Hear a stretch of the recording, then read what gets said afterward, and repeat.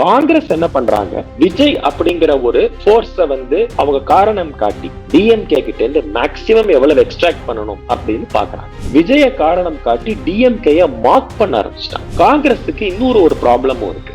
என்ன அப்படின்னு கேட்டீங்கன்னா, அடுத்த 2029 அவங்க எப்படி ஃபேஸ் பண்ண போறாங்க? Without the help of DMK அவங்களால ஃபேஸ் பண்ண முடியாது. விஜய் கட்சியில பொறுத்த வரைக்கும் என்ன ஒரு ப்ராப்ளம் அப்படின்னு பாத்தீங்கன்னா, அது ஒரு மெச்சூர்டு பார்ட்டியா இல்ல. ராகுல் காந்திக்கும் விஜய்க்கும் ஒரு பர்சனல் ரேப்போ இருக்கு. சோ காங்கிரஸ் யார் பக்கம் போகிறதோ அவங்க தான் எலெக்ஷனை வின் பண்ணுவாங்க.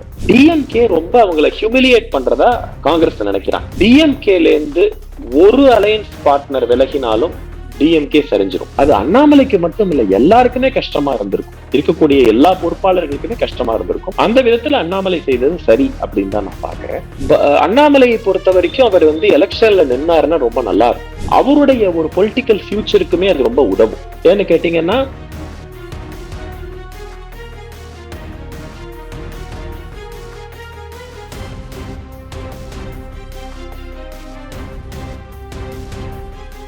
நேயர்களே, இன்றைய தமிழக தேர்தல் களத்தை பற்றி நம்முடன் பேச திரு ஸ்ரீகுமார் கண்ணன் அவர்களை வரவேற்கிறேன். வணக்கம் சார். வணக்கம் சார். இப்ப தேர்தல் பரபரப்புங்கிறது தமிழ்நாட்டுல ஒவ்வொரு நாளும் ஒரு விதமா நடக்கிறது. இப்ப பாத்தீங்கன்னா, தாவேகா காங்கிரஸ் தன்னோட சேர்ந்துக்கணுங்கிறதுக்காக ஒரு ஃபைனல் கால் மாதிரி சொல்லியிருக்காங்க. அதாவது 70 தொகுதிகளும் துணை முதல்வர் பதவியும் காங்கிரஸுக்கு கொடுக்குறோம். ஆனா ஒரு வாரத்துக்குள்ள நீங்க முடிவெடுத்து எங்களுடைய சேரதா தான் சேரணும் அப்படின்னு கொடுத்திருக்காங்க. இந்த கெடுவை எப்படி பாக்குறீங்க? இது என்ன என்ன ஆகும் இதுல? காங்கிரஸுக்கும் டிஎம்கேக்கும் யூஸ்வலா ஒரு ஷேடோ பாக்ஸிங் நடந்துகிட்டே இருக்கும். இப்பன்னு கிடையாது, ரொம்ப நாளாவே. இது காங்கிரஸுக்கும் டிஎம்கேக்கும் உண்டான உறவு பிஜேபி அண்ட் டிஎம்கேயோட உறவை விட ரொம்ப டெலிகேட் ஆனது. இன்ஃபேக்ட் சொல்லணும்னா, ஏன்னா காங்கிரஸ் டிஎம்கேயோடைய ரொம்ப வருஷங்கள் கழிச்சு 2004 அவங்க உறவை புதுப்பிச்சுக்கிட்டாங்க. 2004. அப்போ that alliance was a sweep 2004 between DMK and Congress. மத்திய அமைச்சரவையில காங்கிரஸுக்கு அமைச்சரவையில டிஎம்கே இடம் பெற்றது. 2009 அதே அளவுக்கு உண்டான அந்த ஒரு நெருக்கம் இல்லை. 2004 லோக்சபா, 2006 அசம்பிளியில இருந்த அந்த நெருக்கம் 2009 லோக்சபால டிஎம்கேக்கும் காங்கிரஸுக்கும் இல்லை.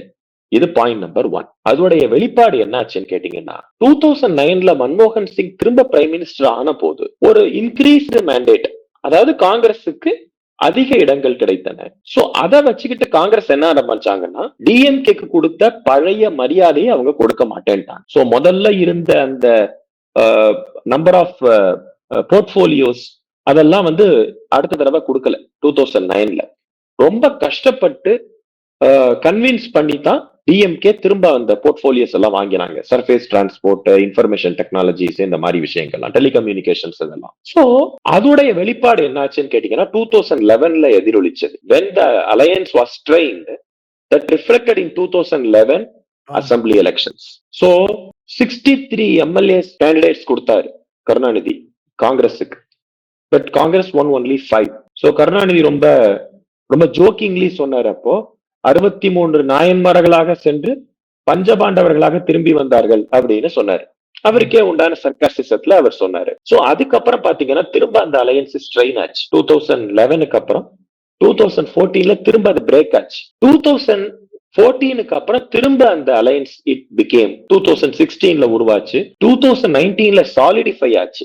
அதனுடைய ரிஃப்ளெக்ஷன் 2021 கிடைச்சது. So takeaway என்ன? When the alliance between DMK and Congress is gelling, ரொம்ப ரெண்டு பேருக்கும் கெமிஸ்ட்ரி நல்லா ஒர்க் அவுட் ஆகும் போது அது வரக்கூடிய எலெக்ஷன்ல பிரதிபலிக்கிறது, அசம்பிளி எலெக்ஷன்ல.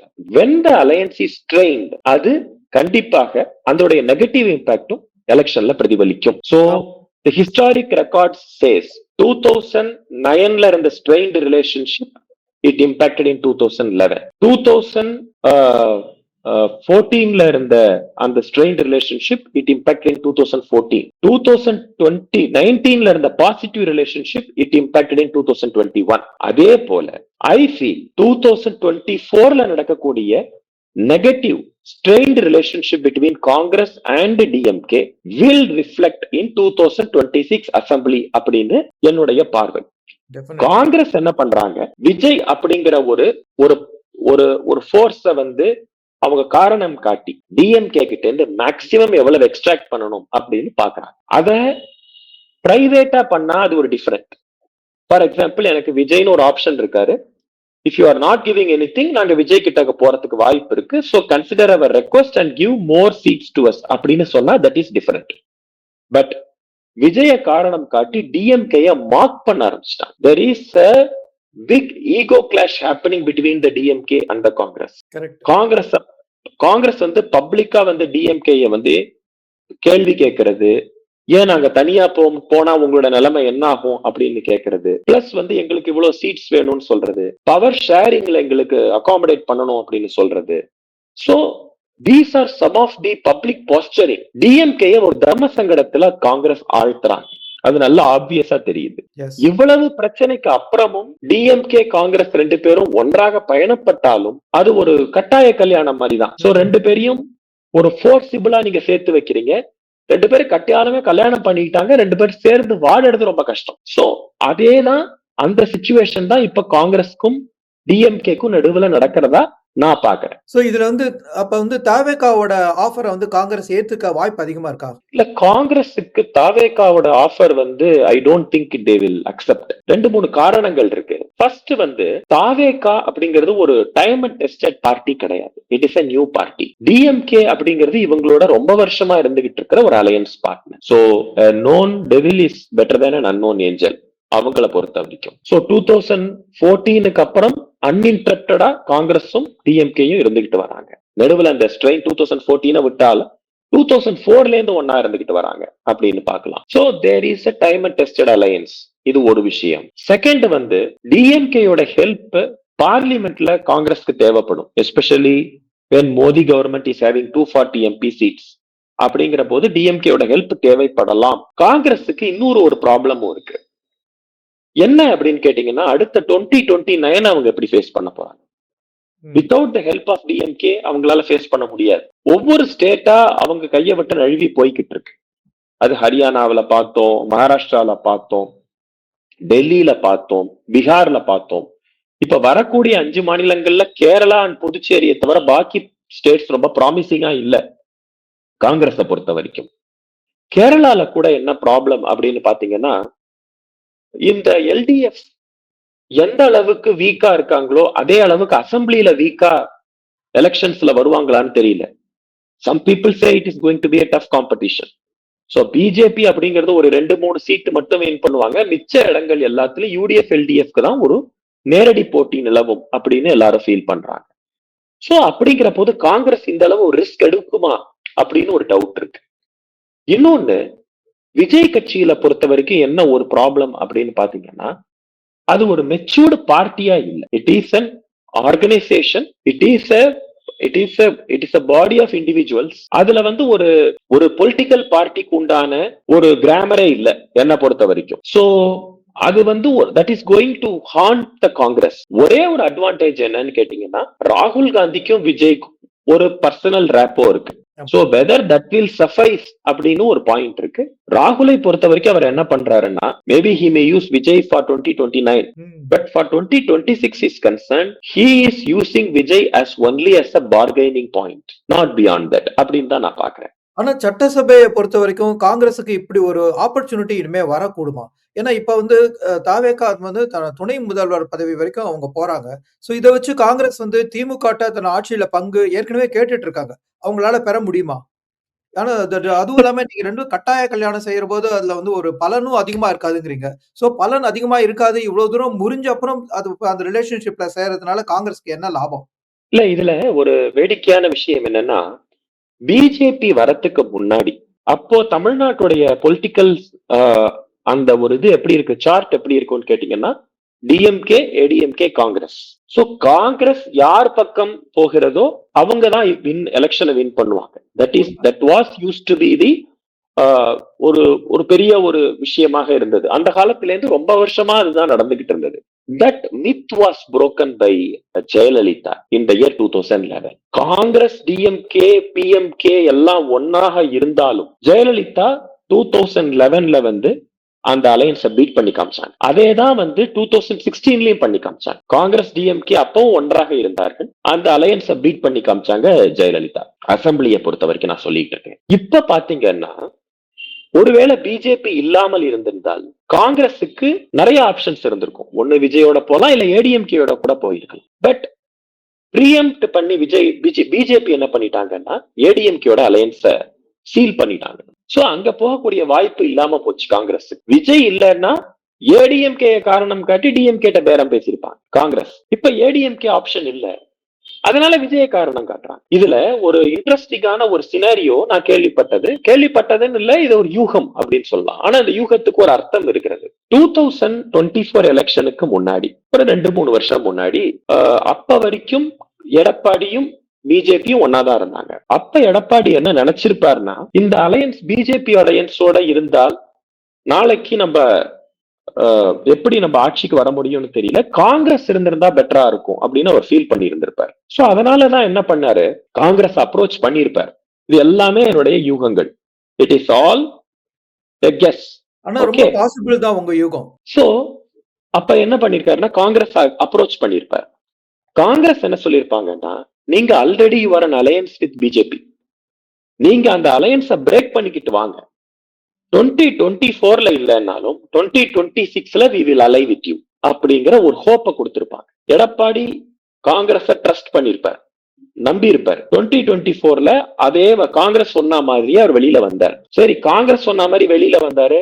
அதே மாதிரி 2024ல அந்த பார்லிமெண்ட் எலெக்ஷன்ல ரொம்பவே லோ ப்ரொஃபைலா இருந்தார். அதை எவ்வளவு தூரம் எதிர்த்து அந்த அதுல ஒரு காம்படிட்டிவா இருக்கணுமோ அவ்வளவு தூரம் இல்ல, எவ்வளவு தூரம் இருக்க முடியுமோ இல்ல. அதோட ரிசல்ட் கிடைச்சது.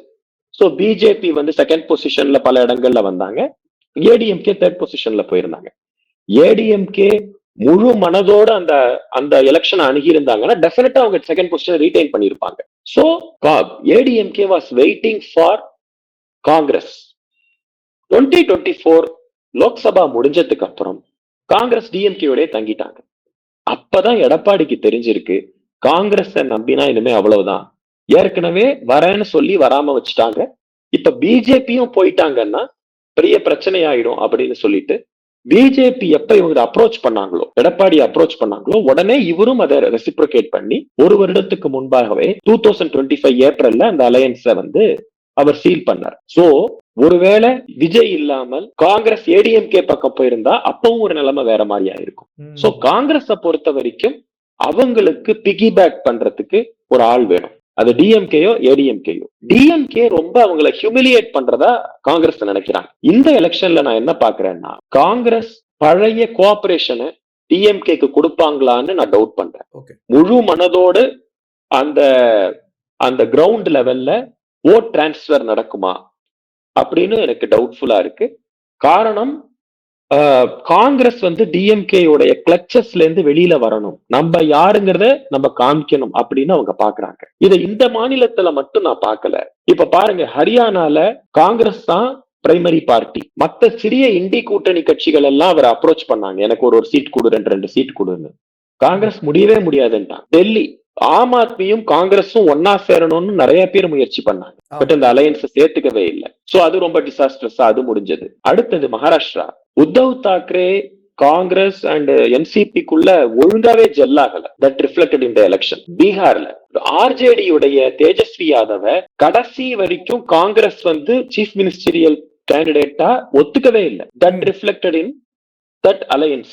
என்ன ஆச்சுன்னு நம்மளுக்கு தெரியும். அதே ப்ராப்ளம் இப்ப தமிழ்நாட்டுல நம்ம பாக்குறோம். சோ காங்கிரஸ் ஒரு அலையன்ஸ் ஸ்ட்ராட்டஜிங்கிற பேர்ல ஒவ்வொரு ராங் ஸ்டெப் பண்ணிக்கிட்டு இருக்காங்க அப்படிங்கறத நான் பாக்குறேன். அதோடைய ஒரு ரிஃப்ளெக்ஷன் தான் தமிழ்நாட்டிலேயே நான் பாக்குறேன். திமுகவுக்கு இன்னொரு விதமான அழுத்தமும் வருது, அது திருமாவளவன் மூலமா.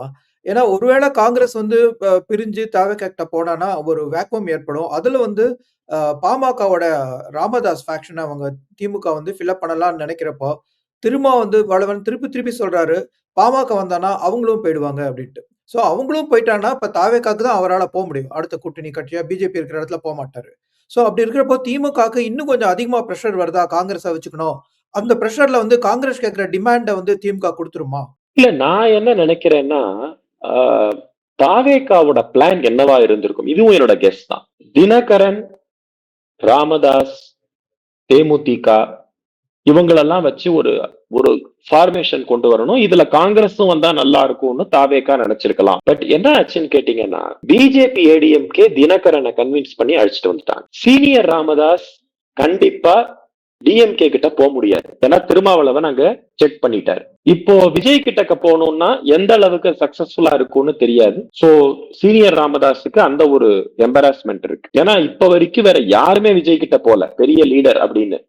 ஐ மீன் டு சே அலையன்ஸ் பார்ட்டிஸை பொறுத்த வரைக்கும். மூணாவது இருக்கிறது பெண்டிங் இருக்கிறது தேமுதிக தான். சோ தேமுதிக இந்த தடவை வந்து சீட்ஸ் தான் எதிர்பார்க்கறாங்க. விஜயோட போனா ஓட்ஸ் கிடைக்கும், சீட் கிடைக்காது. So they may end up an alliance with either DMK or ADMK. அவங்க ஏடிஎம்கேயோட இருக்க போறதா ஒரு நியூஸ் வந்து வெளியில வர ஆரம்பிச்சிருக்கு. அதோட உண்மைத்தன்மை இனிமேதான் தெரியும். ஆமா, அது அந்த மந்த் எண்ட்ல தான் தெரியும். ஏன்னா இஃப் அட் ஆல் ஏடிஎம்கேயோட அவங்க வரதா இருந்ததுன்னா பிரைம் மினிஸ்டர் மோடி வந்து மதுரை சைட்ல வந்து மார்ச் 1 ஒரு ரேலி பண்ண போறதா ஒரு கேள்விப்படுறோம்.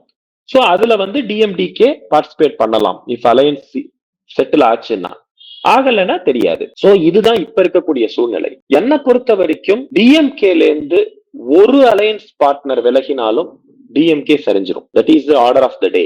பட் அதையும் தாண்டி டிஎம்கே வந்து அந்த அலையன்ஸை வந்து கட்டுக்கோப்பா தான் பார்த்துட்டு இருக்காங்க. இப்ப இருக்கக்கூடிய ஒரு வாய்ப்பு என்னன்னு கேட்டீங்கன்னா, ஒவ்வொரு கூட்டணி கட்சியும் they will flex their muscles. Congress, விடுதலை சிறுத்தைகள், லெஃப்ட் பார்ட்டிஸ் எல்லாருமே எனக்கு ஜாஸ்தி சீட் வேணும்னு கேட்பாங்க. அண்ட் டிஎம்கே வேற வழி இல்ல, ஃபோர்ஸ் டு கிவ். ஏன்னா இந்த எலெக்ஷன் டிஎம்கேக்கு உண்டான எலெக்ஷன், பாக்கி அலையன்ஸ் பார்ட்டிஸ்க்கு உண்டான எலெக்ஷன் கிடையாது. அவங்க தோத்தாங்கன்னா அவங்க இழக்கிறதுக்கு ஒண்ணுமே கிடையாது. பட் டிஎம்கே தோத்தாங்கன்னா ஆட்சியே போயிடும். சோ இந்த எலெக்ஷன் டிஎம்கேக்கு உண்டான எலெக்ஷன் அப்படிங்கிற போது மோஸ்ட் வல்னரபிளா இருக்கிறது டிஎம்கே அப்படின்னு தான் நான் பாக்குறேன். தினகரன், சசிகலா அவங்களுக்குள்ள வந்து ஒரு விதமான கருத்து வேறுபாடு இருக்குங்கிறது வெளிப்படுற மாதிரி ஒரு நிகழ்ச்சி நடந்திருக்கு. அதாவது அமமுக பெண் நிர்வாகி வந்து ஒருவர் வந்து சசிகலாவை சந்திச்சிருக்கார். அவர் சந்திச்ச அடுத்த 1 மணி நேரத்துல கட்சி கட்டுப்பாட்டை மீறி இருந்தா சொல்லி தினகரன் அவரை வந்து அவருடைய பதவியை பறிச்சுட்டாரு. சோ இப்ப வந்து தினகரனுக்கும் சசிகலாவுக்கும் என்ன மாதிரி ஆறுது? சசிகலாவை சந்திச்சதே ஒரு கட்டுப்பாடை மீறிய செயலா வந்து தினகரன் பார்க்க ஆரம்பிச்சார்னா அதை நம்ம எப்படி புரிஞ்சுக்கணும்? இல்ல, அதாவது தினகரன், சசிகலா, ஓபிஎஸ் இவங்க வந்து ஒரு ஒரு பர்டிகுலர் ஒரு ஒரு ஃபார்மேஷன். இவங்க இதுல வந்து இந்த ஃபார்மேஷன்ல தினகரன் அப்பர் ஹேண்ட் எடுக்கணும்னு பாக்குறாரு. சசிகலா மேபி அவங்களுக்கு இருந்த ஒரே ஒரு பெரிய golden opportunity that was during 2016. Jayalalithaa இறந்து போன உடனே ஒரு சீஃப் மினிஸ்டரியல் ஒரு ஆப்பர்ச்சுனிட்டி அவங்களுக்கு கிடைத்தது. பட் அது அன்பார்ச்சுனேட்லி அந்த கன்விக்ஷன்னால அது வந்து தள்ளி போச்சு, அது கையை விட்டு போயிடுச்சு. இதுக்கப்புறம் அவங்களால ஆக்டிவ் பாலிடிக்ஸ்ல இருக்கக்கூடிய வாய்ப்புகள் ரொம்ப கம்மி. சசிகலாவுடைய பொசிஷனை டிஃபேக்டோவா தினகரன் எப்பவோ எடுத்துக்கிட்டார். எப்ப வந்து சசிகலா ஜெயிலுக்கு போனாங்களோ அப்ப தினகரனை பொதுச் செயலாளர் மாதிரி ஒரு பொசிஷன்ல உட்கார வச்சுட்டு தான் அவங்க வெளில போனாங்க. சோ அப்பவே வந்து ஒரு பார்ட்டியில வந்து ஒரு பொசிஷனை வந்து தினகரன் எடுத்துக்கிட்டார். And Dhinakaran is a very shrewd politician. So அந்த ஆர்கே நகர் தொகுதியில ஒரு இண்டிபெண்டா இருந்து இத்தனை பேருக்கு நடுவுல அவர் எப்படி ஜெயிச்சாருன்னு நம்ம பார்த்தோம். சோ இப்ப பொறுத்த வரைக்கும் அது வந்து அந்த இப்ப இருக்கக்கூடிய அந்த பவர் கிளாஷ் அப்படிங்கிறது அந்த ஓபிஎஸ், சசிகலா, தினகரன் இவங்களுக்குள்ள இருக்கிற அந்த சுப்ரீமசி யாருங்கிறத எஸ்டாப்ளிஷ் பண்றதுக்கு உண்டானதா தான் நான் பாக்குறேன். இது ரொம்ப பெரிய விஷயமாகவும் இருக்க போறது இல்லைன்னு நான் நினைக்கிறேன் இந்த எலெக்ஷனை பொறுத்த வரைக்கும். Because issues are going to be completely different. So சசிகலாவுடைய ரோல் வந்து இந்த எலெக்ஷனை பொறுத்த வரைக்கும் ரொம்ப நெக்லிஜிபிளா இருக்கும் அப்படின்னு தான் நான் பாக்குறேன். சோ இப்ப அண்ணாமலை பத்தி நம்ம பேசணும். சோ அண்ணாமலை வந்து அவருடைய தேர்தல் அவருக்கு கொடுத்த அந்த பொறுப்பை வந்து தனிப்பட்ட காரணத்துக்காக அவர் வந்து வெளியில வந்துட்டாரு. அதுல இருந்து அந்த குழுவும் அதுக்கப்புறம் கலைக்கப்பட்டு விட்டது பாஜகவால, என்டிஏவால. சோ இன்னைக்கு வந்து அவர் வந்து லோக்சபால நடந்த திருமதி நிர்மலா சீதாராமனுக்கும் கமலஹாசனுக்குமான ஒரு விதமான வார்த்தை போரை பத்தி அவர் கமெண்ட் பண்ணியிருக்காரு. ஏன்னா இதை பத்தி நீங்க என்ன நினைக்கிறீங்க? ஏன்னா அவர் வந்து நிர்மலா சீதாராமன் சொன்னதை வந்து கமலஹாசன் எவ்வளவு தூரம் தவறா புரிஞ்சுக்கிட்டாரு அப்படிங்கறத ஒரு விளக்கமா எடுத்து சொல்லியிருக்காரு. அவர் திருப்பி இன்னும் ஆக்டிவ் பாலிடிக்ஸ்ல தான் இருக்காரா? ஒருவேளை தேசிய லெவல் பாலிடிக்ஸ்க்கு அவர் போறதுக்கான வாய்ப்பு இருக்கா? ஓகே, ஃபர்ஸ்ட் கமலஹாசனுக்கு சொல்றேன். கமலஹாசன் வந்து ரொம்ப ஒரு ஒரு ஒரு சீரியஸ் பொலிட்டீஷியனை நம்ம பார்க்க வேண்டிய அவசியமே இல்லை. அவரை பத்தி எல்லாருக்குமே தெரியும். ஹவு ஹி மேக்ஸ் ஹிஸ் ஸ்டேட்மெண்ட்னு தெரியும். பாதி விஷயம் புரியாது. அதனால வந்து we leave it as at that level. அண்ணாமலையை பொறுத்த வரைக்கும் மேபி அவர் வந்து அவருடைய பர்சனல் ரீசன்ஸ் வந்து ஒரு காரணம் காட்டுறார். அதாவது அவங்க அப்பா உடம்பு சரியில்லை அப்படிங்கிறது. ரெண்டாவது அந்த குழுவும் என்ன பொறுத்த வரைக்கும் நான் பாக்குறேன், ஒவ்வொன்றும் ஒவ்வொரு இடத்துல இருக்கு. அந்த ஜோன்ஸ்ன்னு போட்டு கொடுக்குறாங்க இல்லையா, 6 இடங்கள் போட்டு கொடுக்குற போது ஒண்ணு சென்னையில இருக்கு, ஒரு கொங்குல இருக்கு, இன்னொன்னு வந்து சவுத்துல இருக்கு. அப்படின்னு இருக்கிற போது யாருக்குமே அதை வந்து மேனேஜ் பண்றது ரொம்ப கஷ்டமா இருக்கும். ஒரே ஜோனா கொடுத்தாங்கன்னா, அதாவது தஞ்சாவூர், அதாவது டெல்டா ரீஜன் கொடுத்தாங்கன்னா, அங்க இருக்கிற ஒருத்தருக்கு அது கொடுத்தாங்க போது அவங்க அதுல வேலை செய்யறதுக்கு ஈஸியா இருக்கும். இப்ப மதுரை ஜோன் அப்படின்னு கொடுக்குறாங்க, கோயம்புத்தூர் ஜோன் ஒண்ணு கொடுக்குறாங்கன்னா அதுக்கு உட்பட்ட இடங்கள்ல வந்து பாக்குறது ரொம்ப ஈஸியா இருக்கும். சோ அந்த லெவல்ல பொறுத்த வரைக்கும் பாக்குற போது இப்ப இந்த கொடுத்திருக்கிற அந்த ஒவ்வொருத்தருக்கும் கொடுத்திருக்கிற 5 ஜோன், 5 இடம், 6 இடம்னு கொடுக்குறாங்க இல்லையா, அது அண்ணாமலைக்கு மட்டும் இல்ல, எல்லாருக்குமே கஷ்டமா இருந்திருக்கும். இருக்கக்கூடிய எல்லா பொறுப்பாளர்களுக்குமே கஷ்டமா இருந்திருக்கும். அந்த விதத்துல அண்ணாமலை செய்தது சரி அப்படின்னு தான் நான் பாக்குறேன். அதே நேரத்துல இப்ப அவரு ராஜா இருக்காரு இல்லையா, அவருக்கும் அதே மாதிரி இடங்கள் கொடுக்கப்பட்டது. அவரு உடம்பு சரியில்லாம ஆயிட்டார் சமீபத்துல. சோ ஹெச் ராஜா அந்த மாதிரி ஆனதுனால அண்ணாமலைக்கும் பர்சனல் ப்ராப்ளம் வந்துருச்சு. சோ இப்ப இந்த அரேஞ்ச்மெண்ட்டை வச்சு நடத்த முடியாது. சோ அதை கலைச்சுதான் ஆகணும், புது அரேஞ்ச்மெண்ட்ஸ் கொண்டு வந்துதான் ஆகணும். அந்த ஆங்கிள் அவங்க கொண்டு வருவாங்கன்னு தான் நான் பாக்குறேன். இன்னொன்னு, இப்ப புதிய கட்சிகளும் வர ஆரம்பிச்சிட்டாங்க. ஏடிஎம்கே வர ஆரம்பிச்சிட்டாங்க, PMK. So it is going to B a coordinated effect அப்படின்னு தான் பாக்குறேன். அண்ணாமலையை பொறுத்த வரைக்கும் அவர் வந்து எலெக்ஷன்ல நின்னாருன்னா ரொம்ப நல்லா இருக்கும். அசம்பிளி எலெக்ஷன்ல அவர் நின்னாருன்னா ரொம்ப நல்லா இருக்கும். அவருடைய ஒரு பொலிட்டிக்கல் ஃபியூச்சருக்குமே அது ரொம்ப உதவும். ஏன்னு கேட்டீங்கன்னா, அவர் வந்து அரவக்குறிச்சியில போன தடவை அவரால் வெற்றி பெற முடியல, கோயம்புத்தூர் லோக்சபால அவரால் வெற்றி பெற முடியல. அவருடைய நோக்கம் ஸ்டேட் எலெக்ஷன் அப்படின்னு ஆயிடுச்சு. ஸ்டேட் பாலிடிக்ஸ் தான் அவர் நினைச்சு பண்றாரு. சென்ட்ரல் பாலிடிக்ஸ் பக்கம் அவருடைய கவனம் அந்த அளவுக்கு இல்ல. அப்படிங்கிற போது ஸ்டேட்ல அவர் கான்சென்ட்ரேட் பண்ணணும் அப்படின்னு நினைக்கிறாரு. அப்படி அவர் நினைக்கிற பட்சத்துல இந்த அசம்பிளி எலெக்ஷன் ஒரு நல்ல ஒரு வாய்ப்பு. சோ அவருக்கு சீட்டு கிடைக்குதுன்னு வச்சுக்கோங்களேன், ஒரு நல்ல ஒரு சாய்ஸான ஒரு சீட் கிடைக்குது அப்படின்னா அதை அவர் பயன்படுத்தி கொண்டு அவர் சட்டசபையில வந்தாருன்னா அவருடைய திறமையாகப்பட்டது சட்டசபைக்குள்ளும் வெளிப்படும். சட்டமன்ற உறுப்பினராக ஒரு தொகுதியும் அதுக்கால பயனடையும். அதே நேரத்துல வந்து அவருக்கு வந்து ஃபியூச்சரும் அதுக்காக காத்திருக்கும். ஸோ இந்த next future he may bounce back. So அது ஒரு வாய்ப்பு அவருக்கு ஏற்படும். பட் அவருக்கு இதை பொறுத்திருந்து பார்க்கணும். ஏன்னா இதை வாய்ப்பை அவர் பயன்படுத்திக்கணும். ஸோ வாய்ப்புகள் நிறைய வரும். அதை அவர் எப்படி பயன்படுத்திக்கணுங்கிறது அவரோட கையில இருக்கு. பிஜேபியில ஒரு இஷ்யூ என்னன்னு கேட்டீங்கன்னா, நீங்க ஒரு நான் பார்த்த வகையில பிஜேபியை நான் அப்சர்வ் பண்ண வகையில நம்மளா போய் பிஜேபியில இருக்கிற உறுப்பினர்கள் அவர்களாகவே போய் ஒரு பதவிக்காக போனாங்கன்னா அது வந்து அந்த அளவுக்கு செட் ஆகிறது கிடையாது. அவர்களுக்கு வரக்கூடிய வாய்ப்பை அவர்கள் பயன்படுத்தி கொண்டால் அது ரொம்ப பெரிய ஒரு யூஸ்ஃபுல்லா இருக்கு. அண்ட் பிஜேபி என்னைக்குமே தன்னுடைய ஒரு கமிட்டட் லாயல் பீப்புளை வந்து இழந்ததே கிடையாது. If at all they are very committed. இப்ப சமீபத்துல எக்ஸாம்பிளா பார்ப்போம், சதானந்தன் மாஸ்டர்னு ஒருவர் ராஜ்யசபால அவர் பேசினார். தன்னுடைய 2 கால்களையும் இழந்தவர். இடதுசாரி வன்முறைக்கு கேரளால இருந்த போது தன்னுடைய இளம் வயதில் 2 கால்களையும் அவர் இழந்தார். ஒரு பஸ்ல இருந்து இறங்கி வந்துட்டு இருக்கிற போது 2 காலையும் வெட்டிட்டாங்க. ஒரு மார்க்கெட் பிளேஸ்ல வச்சு எல்லார் முன்னாடியும் நடந்த விஷயம் அது. சோ அப்படி பார்த்த போது அவர் பல எலெக்ஷன்ல நின்று இருக்காரு, லோக்சபால நின்று இருக்காரு, எல்லா எலெக்ஷன்ல நின்று இருக்காரு. பட் நம்மளுக்கே தெரியும் கேரளால வந்து ஜெயிக்கிறது ரொம்ப கஷ்டம்.